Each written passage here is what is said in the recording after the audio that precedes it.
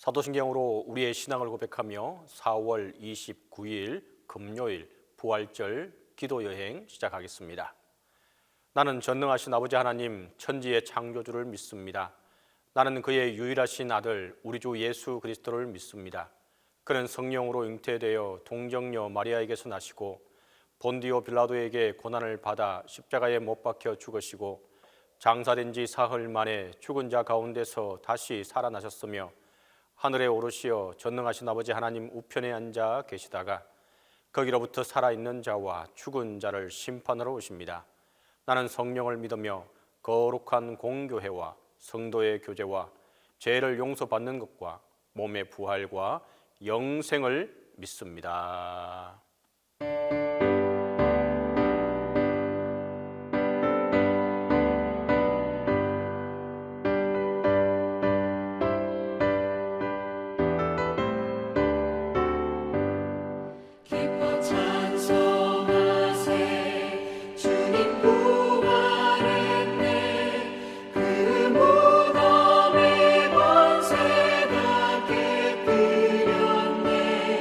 찬송하고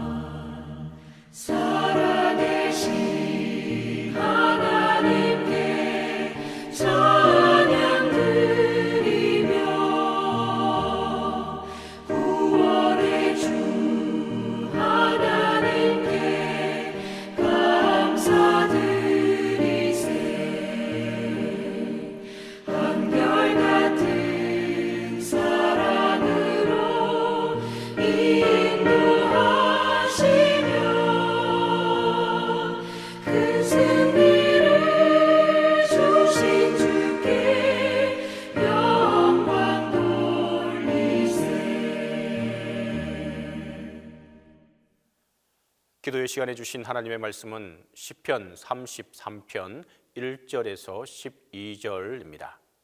구약성경 시편 33편 1절에서 12절입니다. 너희 의인들아 여호와를 즐거워하라. 찬송은 정직한 자들이 마땅히 할 바로다. 수금으로 여호와께 감사하고 10줄 비파로 찬송할지어다. 새 노래로 그를 노래하며 즐거운 소리로 아름답게 연주할지어다. 여호와의 말씀은 정직하며 그가 행하시는 일은 다 진실하시도다. 그는 공의와 정의를 사랑하시며 세상에는 여호와의 인자하심이 충만하도다. 여호와의 말씀으로 하늘이 지음이 되었으며 그 만상을 그의 입 기운으로 이루었도다. 그가 바닷물을 모아 무더기같이 쌓으시며 깊은 물을 곳간에 두시도다. 온 땅은 여호와를 두려워하며 세상의 모든 거민들은 그를 경외할지어다. 그가 말씀하심에 이루어졌으며 명령하심에 경고히 섰도다. 여호와께서 그들의 계획을 폐하시고 민족들의 사상을 무효하게 하시도다. 여호와의 계획은 영원히 서고 그의 생각은 대대에 이르리로다. 여호와를 자기 하나님으로 삼은 나라 곧 하나님의 기업으로 선택된 백성은 복이 있도다. 오늘 우리가 함께 본 시편 33편은 이 시편이 주는 교훈은 이 나라, 이 민족이 살 길은 하나님에게 있다라고 하는 것입니다. 12절에 여호와를 자기 하나님으로 삼은 나라 곧 하나님의 기업으로 선택된 백성은 복이 있도다라고 먼저 말합니다. 하나님의 기업은 하나님의 소유를 뜻합니다. 그러니까 하나님의 백성이 된 나라, 하나님의 소유가 된 나라는 복이 있다, 행복하다, 바로 그런 말씀이 됩니다. 하나님의 소유가 된 나라는 하나님께서 살려주시기 때문에 그렇습니다. 오늘 우리가 읽지 못했지만 18절과 19절을 보시면 여호와는 그를 경외하는 자, 곧 그의 인자하심을 바라는 자를 살피사 그들의 영혼을 사망에서 건지시며 그들이 굶주릴 때에 그들을 살리시는도다. 하나님을 경외하는 자, 또 하나님의 인자하심을 바라는 자는 하나님의 소유가 된 하나님의 백성이 된다는 말입니다. 하나님께서는 이와 같이 자신의 백성이 자신을 경외하고 자신의 인자하심을 바라는 백성은 살려주시겠다라고 말합니다. 우리나라가 살 길이 어디에 있겠습니까? 하나님께 있습니다. 이 땅의 백성이 살 길이 어디에 있겠습니까? 바로 하나님께 있다고 성경은 말하고 있습니다. 왜 하나님이 우리의 살 길인지 시편 33편의 기자는 두 가지를 말해줍니다. 이 두 가지는 서로 연관이 되는데 첫째는 하나님의 능력이 있기 때문입니다. 하나님은 전능하신 분이기 때문입니다. 둘째로 하나님께서는 그 전능하신 능력으로 역사를 주관하시는 분이라는 것입니다. 첫 번째 하나님의 능력은 어디에서 알 수 있느냐 하면 바로 창조의 능력에서 알 수가 있게 됩니다. 6절에서 9절입니다. 여호와의 말씀으로 하늘이 지음이 되었으며 그 만상을 그의 입 기운으로 이루어졌도다. 그가 바닷물을 모아 무더기같이 쌓으시며 깊은 물을 곳간에 두시도다. 온 땅은 여호와를 두려워하며 세상의 모든 거민들은 그를 경외할지어다. 그가 말씀하심에 이루어졌으며 명령하심에 경고히 섰도다. 바로 이 구절에서 시편 기자는 창세기 1장의 말씀을 요약해서 우리에게 들려주고 있습니다. 하나님께서는 말씀으로 우주 만물을 창조하셨습니다. 그렇게 하심으로 우리에게 전능하신 자신의 능력을 보여주셨습니다. 두 번째로 하나님께서는 이 전능하신 능력으로 세상을 자신의 생각대로 주관하시겠다고 말합니다. 먼저 10절과 11절입니다.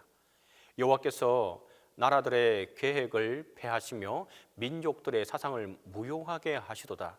여호와의 계획은 영원히 서고 그의 생각은 대대에 이르리로다. 세상에 수많은 나라들이 있습니다. 그 나라들이 엉뚱한 계획을 가지고 엉뚱한 사상을 펼칠지라도 하나님께서 다 물리치시겠다는 것입니다. 그리고는 세상에 하나님의 자신의 생각과 계획을 펼쳐 나가시겠다고 말합니다. 하나님은 전능하신 능력이 있기 때문입니다. 그것을 하실 수 있기 때문입니다. 그러니까 결국 세상은 하나님의 전능하신 능력에 따라 그분의 계획과 생각대로 운행이 된다는 것을 우리가 기억해야 합니다. 또 한 가지 중요한 사실은 하나님의 계획과 생각이 선하다는 것입니다. 생각해 보십시오. 어떤 힘이 있는 지도자가 있어요. 전 세계를 호령할 수 있는 힘이 있습니다. 그래서 전 세계의 역사를 이끌어갈 수 있습니다. 그런데 그 지도자가 악한 지도자라면, 그래서 자신이 가진 힘을 악하게 사용한다면 그 사람이 세계에 이루고자 하는 생각과 계획도 악할 것입니다. 그러면 어떻게 되겠습니까? 그 힘이 불의한 힘이 되고, 그래서 불의한 힘을 가진 사람이 이루고자 하는 계획과 생각 때문에 온 세계가 다 불행을 겪게 되고 마는 것입니다.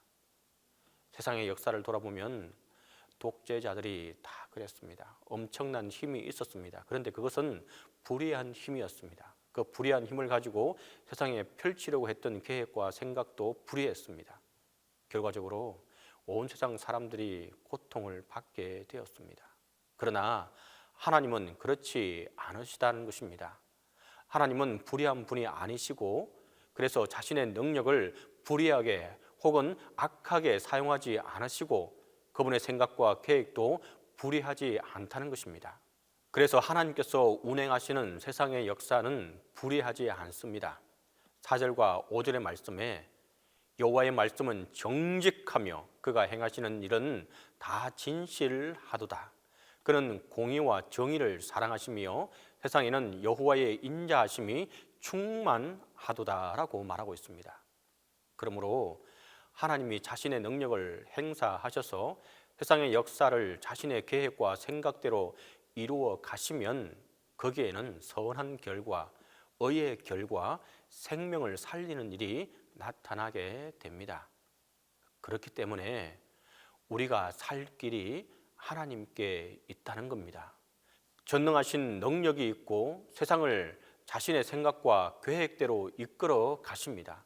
하나님은 참되시고 공의와 정의를 사랑하시고 인자가 풍성하시기에 그분의 역사는 선한 역사, 의의 역사, 생명을 살리는 역사입니다. 그러니까 하나님의 소유가 된 백성은 행복하다는 것입니다. 하나님이 자신의 소유가 된 나라를 자신의 능력으로 구원하시겠다는 것입니다. 그리고 그 생각과 계획이 선하시기 때문에 자신의 소유가 된 나라를 선한 길로 인도하신다는 것입니다. 그래서 시편 33편 기자는 이렇게 선포합니다. 오늘도 읽지 못했지만 16절과 17절에서 많은 군대로 구원 얻은 왕이 없으며 용사는 힘이 세워도 스스로 구원하지 못하는도다. 구원하는 데에 군마는 헛되며 군대가 많다 하여도 능히 구하지 못하는도다. 무슨 말이겠습니까?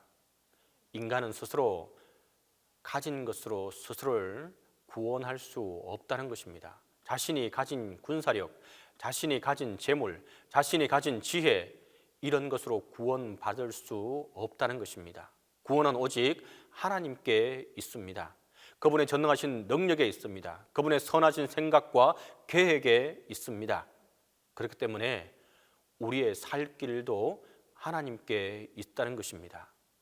우리 민족의 살 길도 하나님께 있습니다. 그래서 우리가 할 일은 바로 20절과 22절에 나옵니다. 우리 영혼이 여호와를 바라며 그는 우리의 도움과 방패시로다. 우리 마음이 그를 즐거워하여 우리가 그의 성호를 의지하였기 때문이로다. 여호와여, 우리가 주께 바라는 대로 주의 인자하심을 우리에게 베푸소서.